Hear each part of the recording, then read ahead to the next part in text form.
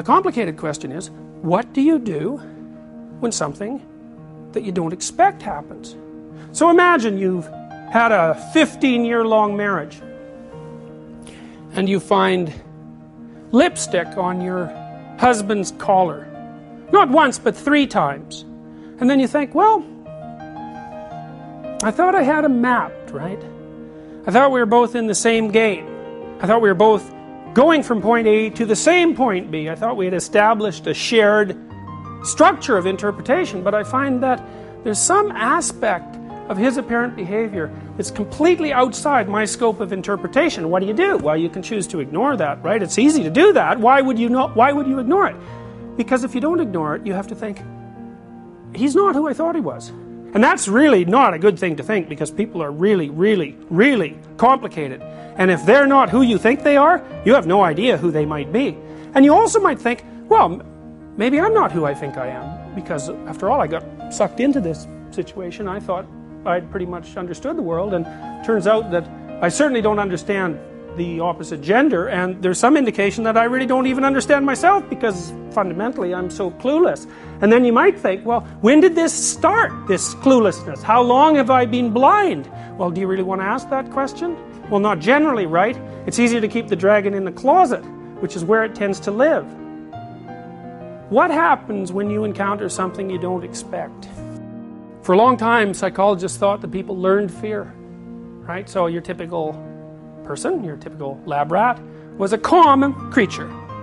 Now it's a funny thing, because if you take a lab rat out of his home cage and you put him in a new cage where you want to teach him, say, to be afraid of something, to be afraid of a light paired with a shock, which is a typical psychological experiment.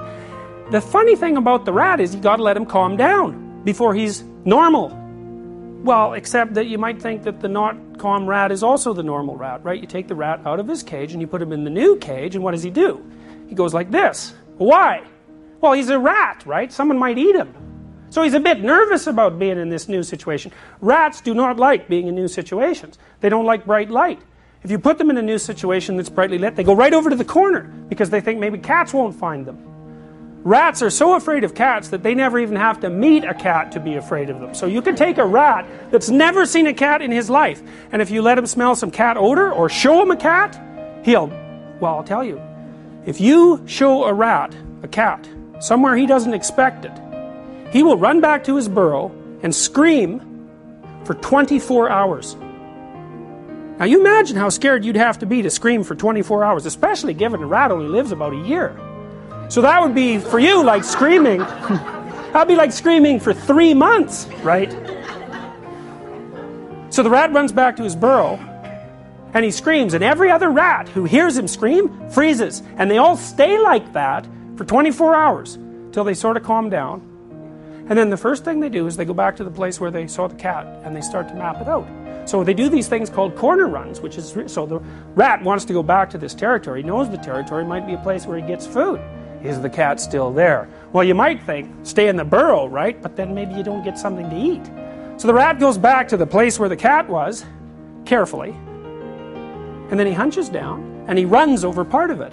And if nothing kills him, then he goes back and does the same thing with a little more of the territory until finally the rats have run all over the territory again. Then they go back to eating, making love, paying attention to their families. Because rats are quite social despite the fact that they're rats.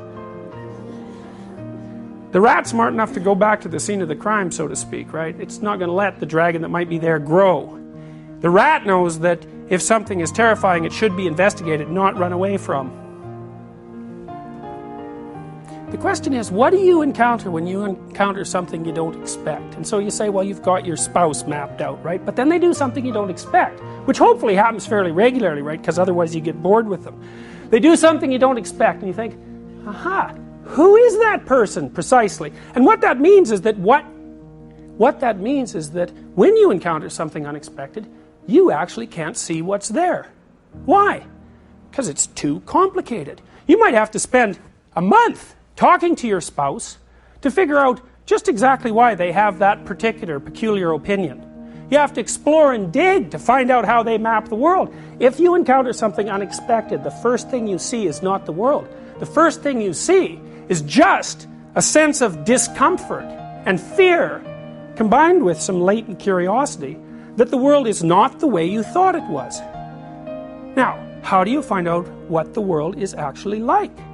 We have to investigate it. You have to investigate it. It means you have to take a risk. You have to move forward the same way that people do in psychotherapy. You have to find the thing that you're bordering on avoiding and go in and map it. Now, it's a curious thing, you know. Common anxiety disorder is agoraphobia. Agoraphobia is a generalized anxiety disorder, and people who suffer severely from agoraphobia often get to the point where, because of their panics, they're housebound. They can't go outside their room or their house. Now, they'd run away from their room or their house too if they could, but there's nowhere to run, so they're pretty much stuck being somewhere. So, an agoraphobic comes in for therapy. You think, well, what do you do with them? And you say, well, the agoraphobic says, I can't go on elevators. And you say, okay, well, let's go try. And you say, all right, well, relax. Just teach the person to breathe. Which really doesn't help that much, but it makes them feel better. You can do this without teaching them to relax. It doesn't matter a bit, but it does help them feel better. You say, okay, well, there's the elevator. You say, how close can you get to the elevator? You say, well, I can't really get more than like 20 feet, that's maximum. I said, well, okay, let's just go up to 20 feet there, and they do that, and then you let them stand there, and stand there, and stand there, and stand there, and stand there. Sooner or later, they get bored of being 20 feet from the elevator. And then you say, well, look, could you go 10 feet? No, I couldn't go 10 feet. That's too close. How about, could you go 3 more feet? Yeah, I think I could do that. So they go 3 more feet, and then you let them stand there. And they find out nothing terrible is happening sooner or later. And then they go another 3 feet, and then they go another 3 feet. And then they're like confronting the elevator. And then they're inside the elevator, but they're going like this, because they don't want to look at the elevator, right? So you say, well, you got to look at the elevator, you got to look at the numbers, you got to look at the buttons. So they do that. And then you think, well, could we go up a floor? No, we couldn't go up a floor. Okay, well, I'll tell you what. We'll just close the door, I'll put my hand in, it'll open again. Could you do that? Yeah, I could do that. Step by step. Sooner or later, and usually sooner, bang, they've gone up a floor, right? So then what happens? They go home and have a fight with their husband that's been brewing for like 15 years. Why? Well, it's not because the elevator is symbolically related to the fight. It has nothing to do with it. It's because what the person learns in the combat with the unknown, which just happens to be taking the guise of an elevator, is that they can confront things that frighten them without being destroyed by the confrontation. And so what you see immediately, and this was contrary to an original psychoanalytic prediction, is that, man, you take that person out and you teach them they can go on the elevator, and right off the bat they're going to shopping malls, they're in taxis, they're back in the subway, and they're standing up for themselves at home. Generalization. Why? Because they didn't learn that the elevator wasn't frightening. That isn't what they learned. They learned that despite the fact that the elevator was as terrifying as anything they've ever encountered, they were actually up to the challenge. And now that's a really useful thing to teach someone, right? Because if you have an obsessive compulsive patient, I had one who actually used to work with radiation. Now he worked in some kind of biolab in Montreal. People with obsessive compulsive disorder are often very frightened that they'll contaminate someone else. So like typical obsessive compulsive obsession would be, I'll go to a shopping market, I'll touch some fruit from some third world country, I'll get some nasty bacterial disease, I'll bring it home and I'll give it to my kids. Well, you tell them, look, the chances of that are like 1 in 150,000. And they look at you and they think, I don't care if the chances are only 150,000. What if my kids die? And you think, well, yeah, that does pose a problem, doesn't it? Because it isn't exactly clear from a logical perspective where you should draw the risk line. Well, with the obsessive compulsive, you do exactly the same thing. You say, look, yeah, your fear is real, no kidding, because lurking at the bottom of their fear is the same fear that everybody else has, right? Same fear. I might die, I might get sick, I might lose the people that I love. Not only might that happen, it's going to happen. Well, why aren't people afraid of that all the time? We don't really know. An obsessive person becomes aware of it. What do you tell them? You say, do it anyway. Do it anyways. And they learn quickly that if they don't run away from the thing they're afraid of, there's something in them that responds to it.